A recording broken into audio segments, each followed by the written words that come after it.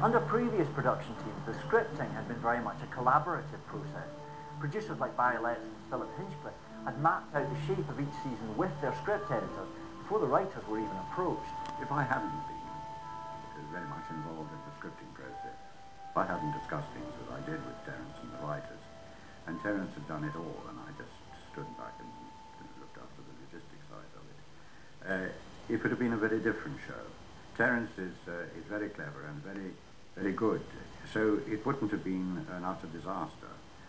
It would have worked, but I don't think it would have worked quite as well. One of the reasons why we were a success was that we got on so well, and we did discuss every aspect.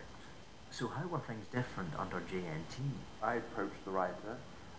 We would invite them to submit a storyline.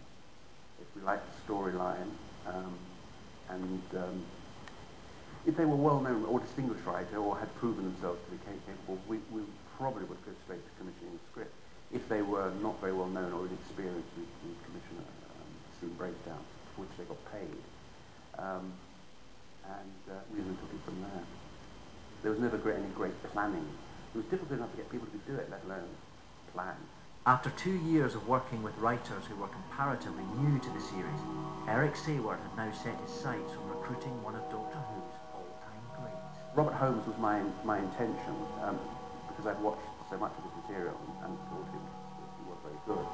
John was very resistant to it, this old fart coming back, as I think he referred to it. I wish we had more old farts like him. I know that he had increasing problems with John. The problem was at any stage John might leap in and say, oh no, we can't do that, or no, I don't like that. He didn't understand, I don't think he understood how script worked, which is extraordinary given the number of years working in television.